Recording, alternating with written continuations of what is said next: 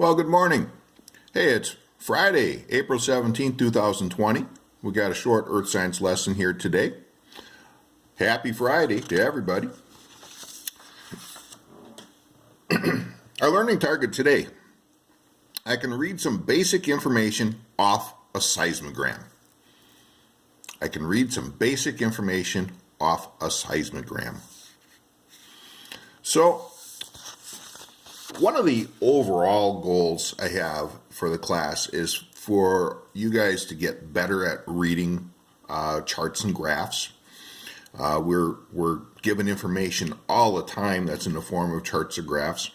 So this is somewhat practicing those skills here today, but also it's dealing with our earthquake chapter. I have some information here on seismograms. Okay, so I give you some background up here, and I'll summarize it a little bit, but I do want you to read the information. But when an earthquake happens, one of the things that scientists want to know is where it actually took place, and that's not as easy to determine as you might think. Because the earthquake itself, the origin of that earthquake, the focus of that earthquake is often deep in the ground, tens of kilometers to even hundreds of kilometers underground. And the shaking that occurs on the surface is over a big area, and so where exactly did it break? Well, seismographs can give us some of this information. So basically, a seismograph is, if you can imagine that we got a piece of paper that's getting pulled to the side. Okay, so I'll tell you what, I'll go ahead and I'm just going to put some reference lines here. Okay, now imagine I have this pen on the paper and I'm leaving a trail as this gets pulled to the side and a vibration comes up. Well, so as the pen moves due to the vibration, the paper's moving forward and it leaves this trail behind. And those are called seismograms. And I've prepared some kind of samples. Okay, this is me trying to draw some things up. I really tried to look for some real samples, and they're a little bit more complicated than this. So I'm giving you a summary of it. What I want you to do is be able to read some information off of this. And let's just note that when you see this, we have basically a more or less flat line going through the background, and then this little squiggle starts. And then later there's a bigger squiggle. Well, that's because when earthquakes happen, there's different types of vibrations. There's different waves. And in particular, we're talking about P waves and S waves. And it turns out the P waves travel faster. So what you are going to do on this assignment is you have this data table down here where you have the 9 seismic stations. So I got 2 pages of these seismograms for you to read. And you are supposed to read off the P arrival time, the S arrival time, and then find the PS lag time. And what that means is you find the difference between these two times by subtracting them. Okay? And I'm going to work through number 1 with you right now. So I'm going to get a couple different color markers here. All right, look at our time scale. And you'll have, your picture in front of you, but there's this timestamp on the bottom, and there's 6 digits to it. The first 2 digits are hours, next 2 digits are minutes, next 2 digits are seconds. So this line represents 8 o'clock. This represents 8 o'clock and 5 minutes, 8:05. Here's 8:10. So we have to look at our scale, and I want you to know that I deliberately made some of these different time scales because I need you to practice looking at the scale. But I'm looking at, where did that first P wave start? And that looks like right in here. Now, this is 8 o'clock, this is 8:05. So if we look at the little marks, we can try to do some guessing what they mean. Let's just try 1 minute. You know, would that be 8:01, 8:02, 8:03, 8:04, 8:05? Yeah, those are 1 minute spacing right there. And I feel like my line is just before the 8:05. It's really close to 8:05, but what would be a few seconds less than 8:05? How about 8:04 and, oh, wait a minute. Now, what's strange with time is we count in multiples of 60. So a little bit less than 8:05 is 8:04 and, I don't know, how about 55 seconds? Just a few seconds less. So I might read this off as 8:04 and 55 seconds. It's slightly before 8:05. So I go 08, 04, 55. So now we're going to look at the S wave arrival. So the S wave is when this little bit bigger squiggle gets here. So I'm going to go right about in there. Okay. And now if this is 8:10 and this is 8:15, here's 8:11, here's 8:12. And I don't know, maybe it's 3/4 of the way between 8:11 and 8:12. There's 60 seconds in a minute. So 3/4 of 60 is about 45. I'm going to estimate that at 8:11 and 45 seconds. 08, 11, 45. So now I'm trying to get the lag time. The P to S lag time.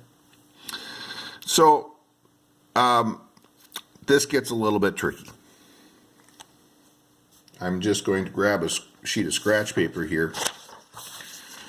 What we have to do is take our S time, 08 hours, minutes, seconds, so 8:11, 45, and we have to subtract the P time, 08,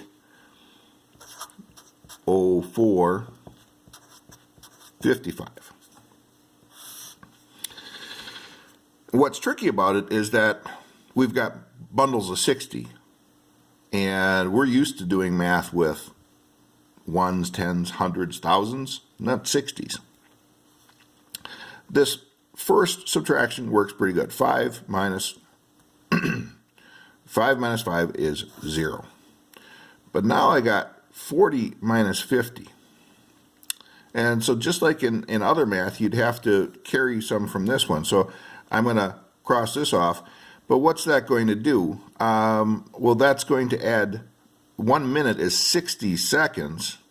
So instead of just adding, a 1 in front of this, I got to add 60. So, this 4 becomes a 10. 10 minus 5 is 50.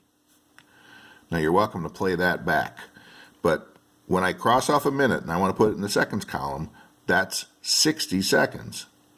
And I had it added on to my 40 seconds that were already there. That's 100 seconds minus this 50. So basically you could think about it, when I add 60, I now make this 105 seconds on top minus 55 seconds on the bottom. All right, so I took 1 minute away. I've got 10 minutes on the top. I'm subtracting 4 minutes. That's going to leave me with 6 minutes. And of course the hours didn't change. So what I've determined is that I've got a gap there, a lag time of 6 minutes and 50 seconds. And so I'm going to go into PS lag time, 6 minutes and 50 seconds. I think based on doing that, I want to practice one more with you guys. So let's look at station B. All right, station B. Well, let's try one that's got a different time scale. Let's look at station D. Station D has a different time scale down here. So let me put that into your image better. Go there. Okay. So where does the first P wave get there? Here's our first P wave. And that looks like it's pretty much halfway between these two marks. So we got to figure out these marks. So let's look at our numbers. Here's 10:04 and here's 10:06. 10:04, 10:06. So halfway between that's 10:05. So 10:04 to 10:05, that's 1 minute, and it's divided into 3 parts. Now let's think about that. A minute is 60 seconds. If you take 60 seconds and divide it into 3 parts, you'd have 20 seconds per each line. So this would be 10:04 and 20 seconds. This is 10:04 and 40 seconds. And if we're halfway in between there, that's 30 seconds. So I'm looking at 10:04 and 30 seconds.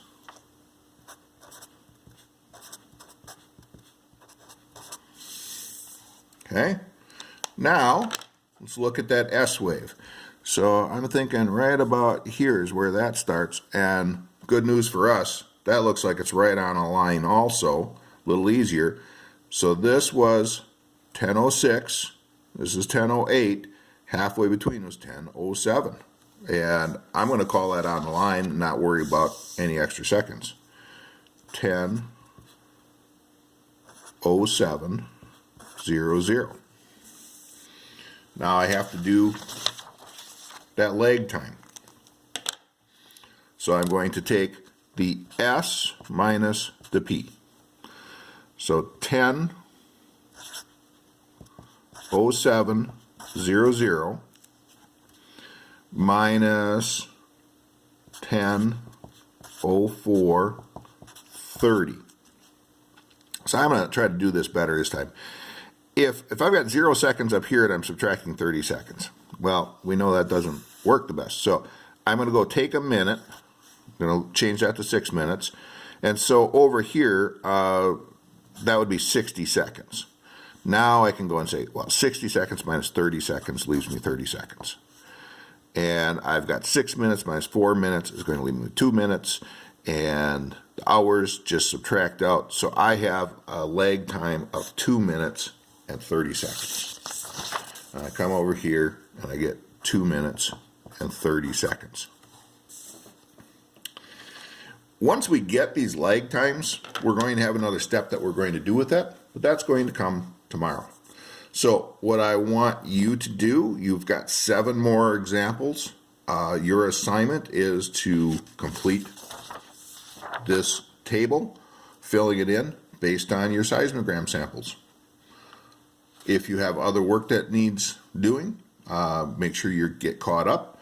And I'll probably be hosting some office hours by Zoom today. If you need help, if you got questions on this or you got questions on any other assignment, please let me know. So, happy Friday. Relatively short assignment. Get it done, and looks like we got some better weather coming in for the weekend. Enjoy. Take care of yourselves. Bye-bye.